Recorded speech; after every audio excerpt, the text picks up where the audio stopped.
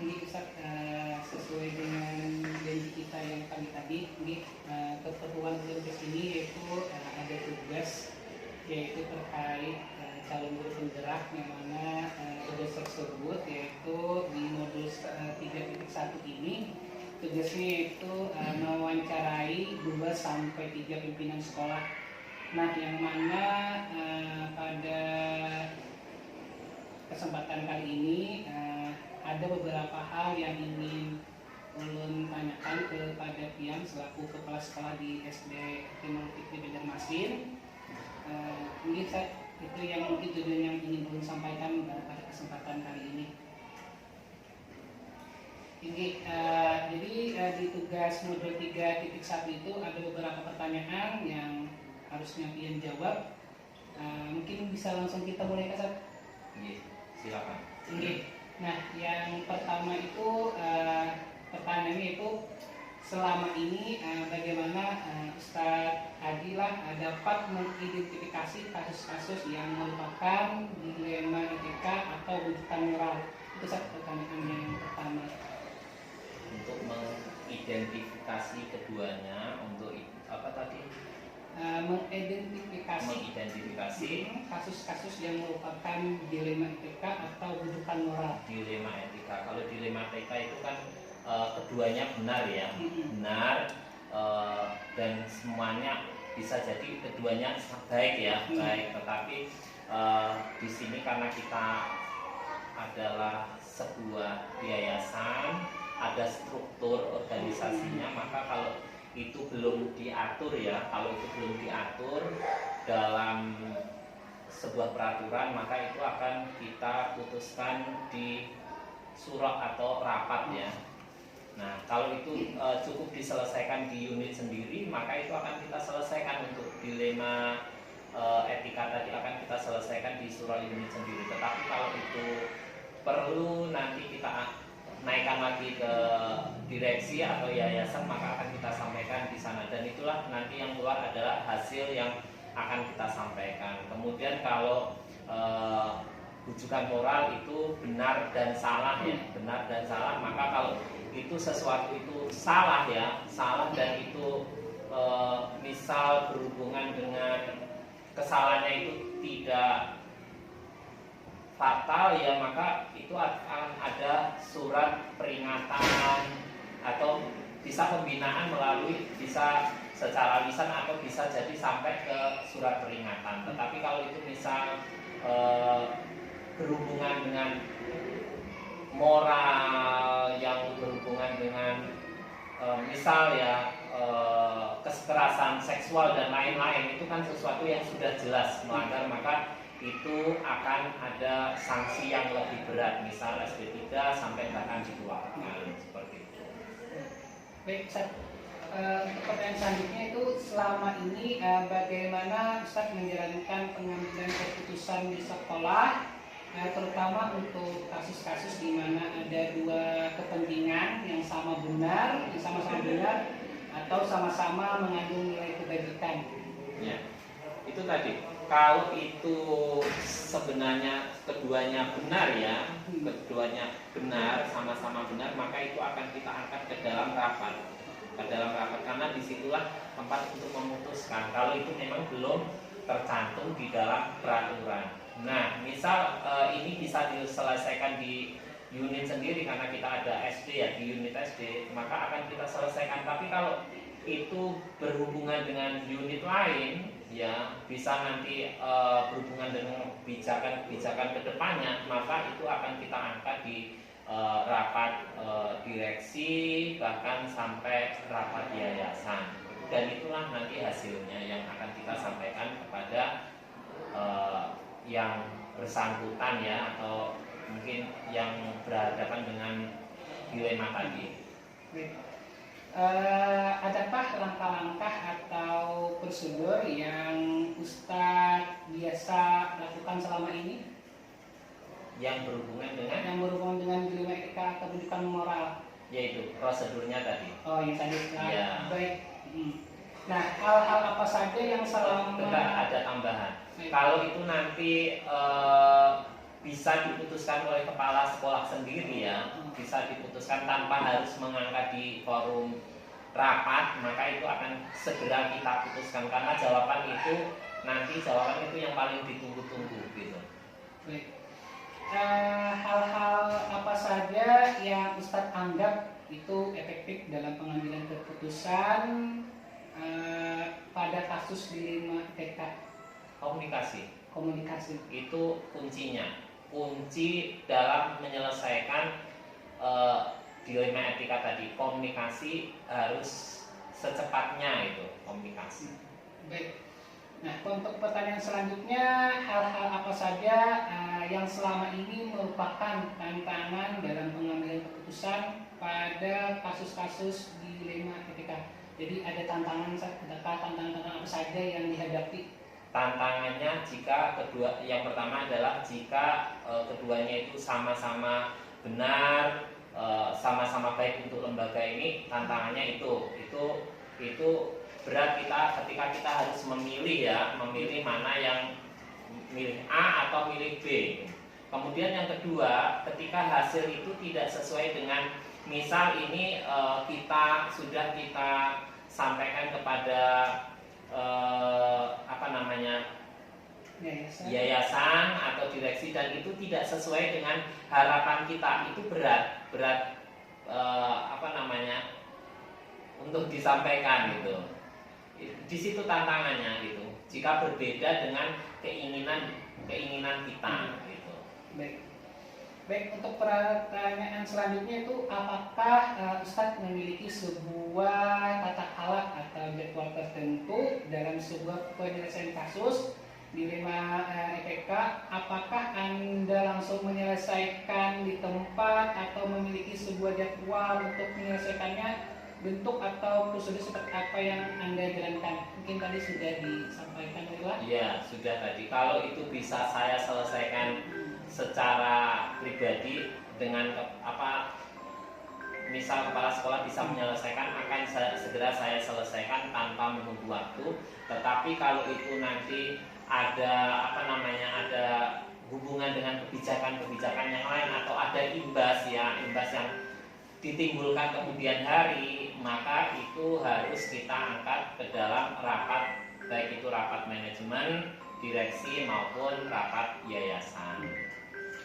Baik, untuk pertanyaan selanjutnya, adakah seseorang atau faktor-faktor yang selama ini mempermudah atau membantu Ustadz dalam pengambilan keputusan dalam kasus-kasus dilema etika tersebut?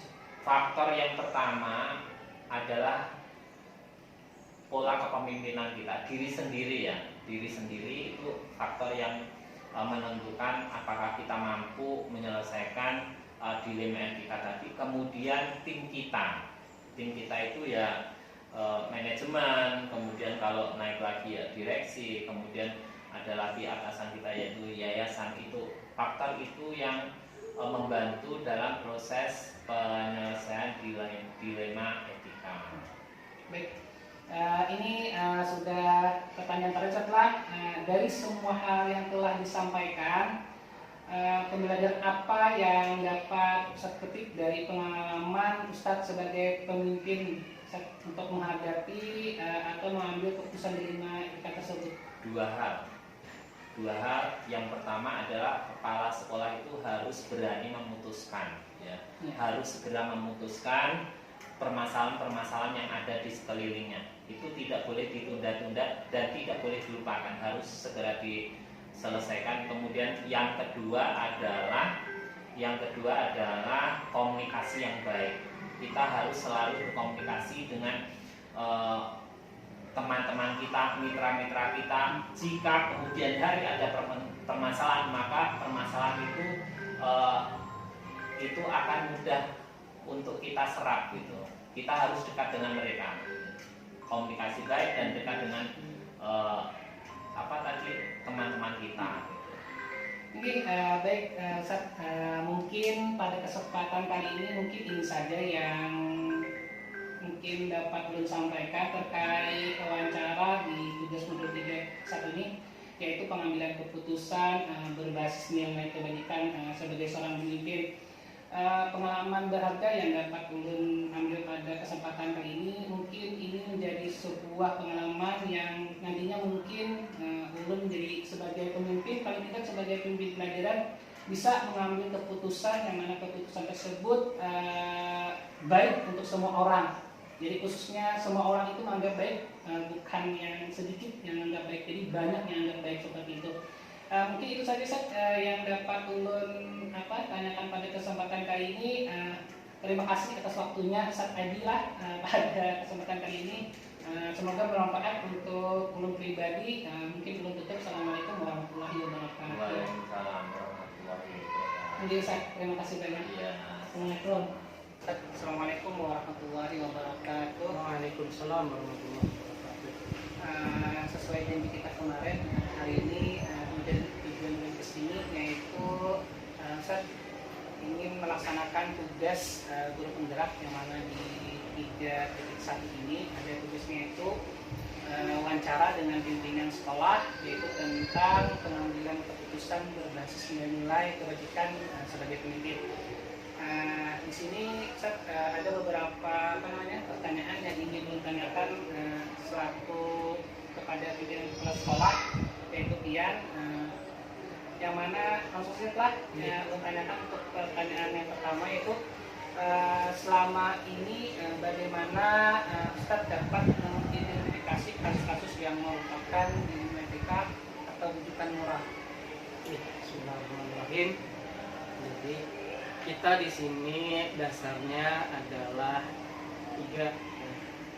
Satu adalah peraturan dari pemerintah. Yang kedua adalah aturan agama. Yang pertama aturan agama, 2 aturan pemerintah, 3 adalah peraturan yang dibuat oleh yayasan, kemudian kita breakdown menjadi aturan sekolah. Jadi apabila ini menyalahi dari aturan yang ada pada ketiga hal tersebut, maka itu sesuatu yang salah menurut kami. Jadi dalam membuat peraturan sekolah, kami memperhatikan 3 tadi, dari aturan agama, aturan pemerintah, dan ketentuan dari yayasan dan dibuat jadi peraturan sekolah. Kalau siswa melanggar dari aturan sekolah, berarti ini adalah sesuatu yang menunjukkan moral, sesuatu yang salah, dan jelas itu salah, sesuatu yang salah. Tapi kalau misalkan tidak menyalahi dari aturan sekolah, maka itu sesuatu yang benar saja. Baik, untuk pertanyaan selanjutnya, selama ini bagaimana Ustaz menjalankan pengambilan keputusan di sekolah, terutama untuk kasus-kasus di mana ada 2 kepentingan yang sama-sama benar atau sama-sama mengandung nilai kebajikan.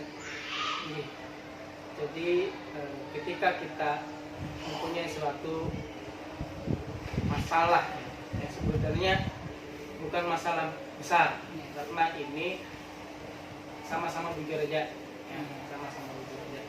Jadi tidak masalah sejujurnya mau mengambil yang mana. Cuman kita di sini pastinya tetap ya, kalau ada suatu 2 hal yang perlu dipilih, kita akan memilih maslahat yang lebih besar atau kebajikan yang lebih besar, ya. Di antara kedua kebaikan itu. Bagaimana kita menentukan ini kebaikan yang lebih besar?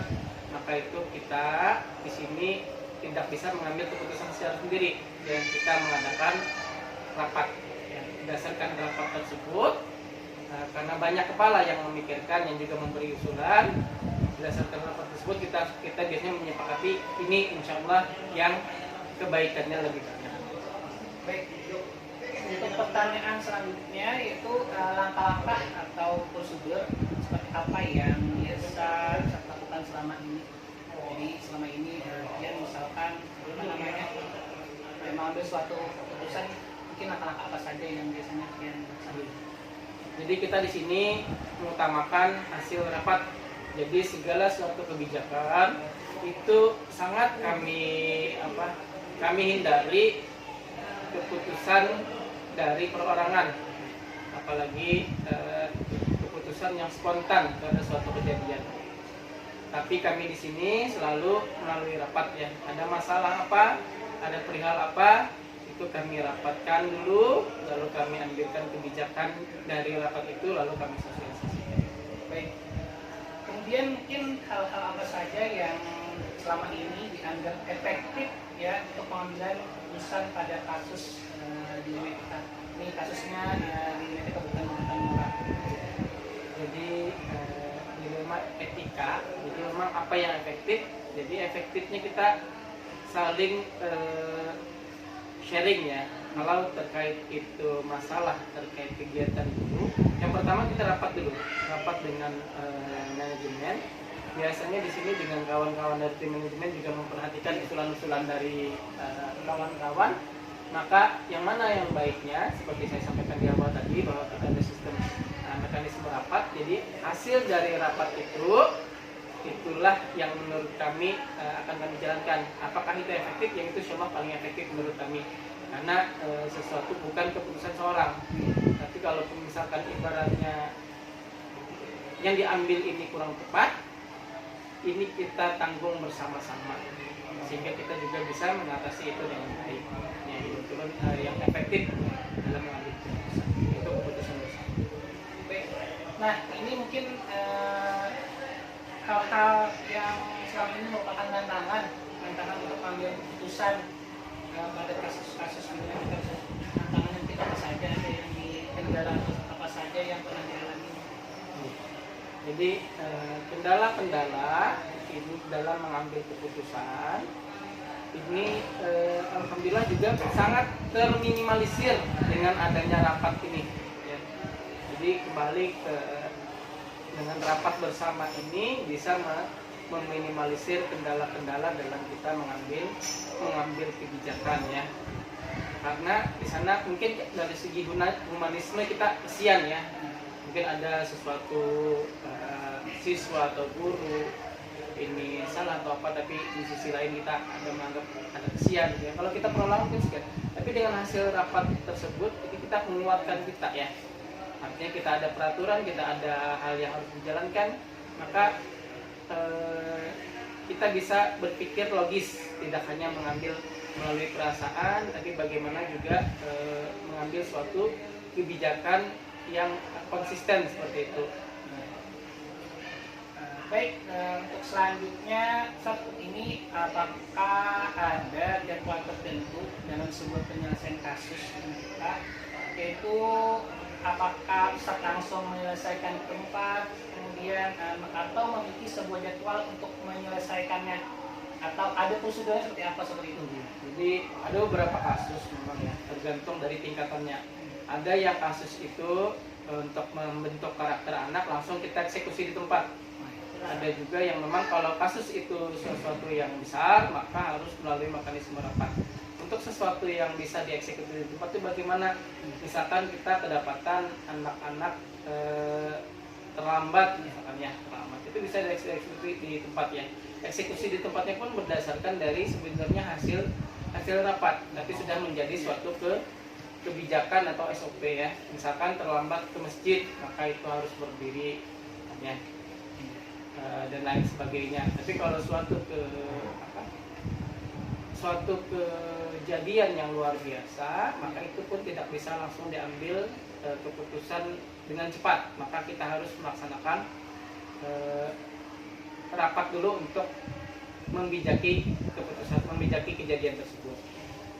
Berarti ada ranah-ranah tertentu setelah yang harus bagaimana langsung atau tidak langsung seperti itu. Iya. Baik, untuk pertanyaan selanjutnya, adakah seseorang atau faktor-faktor yang selama ini mempermudah Ustadz untuk membantu pengambilan keputusan tersebut? Mungkin ada kasus-kasus, jadi ada yang membantu lah istilahnya. Jadi yang membantu kita ya tadi kembali ke tim manajemen kalau saya nyebutnya ya. Jadi yang seperti di awal tadi sudah dari awal saya menyebutkan rapat ya. Jadi tim rapat ini siapa sih? Ini adalah tim, kami menyebutnya adalah tim manajemen sekolah yang terdiri dari kepala sekolah, wakil kepala sekolah, dan koordinator. Kita di sini ada kepala sekolah, wakil kepala sekolah bidang kesiswaan, wakil kepala sekolah bidang kurikulum, terus ada koordinator Al-Quran dan ibadah, terus juga ada wakil kepala sekolah bidang sarana prasarana. Jadi berlima ini yang berembuk ya, mengambil suatu kebijakan. Baik, ini sudah masuk ke pertanyaan terakhir Ustaz. Mungkin apa namanya pembelajaran apa yang mungkin bisa Ustaz petik dari pengalaman mengambil suatu keputusan terkait tulisan ilmu etika Ustaz? Pembelajaran dari hasil berapa? Walaupun sesuatu hal itu kita anggap apa ada apa ya apa kalau dilema ITK itu kan antara benar dan benar Ya. ada apa juga salah, tapi berdasarkan pengalaman kami bahkan sesuatu hal yang kecil menurut kita baiknya kita laksanakan melalui hasil rapat ya, baiknya melalui hasil rapat. Kenapa? Karena rapat itu adalah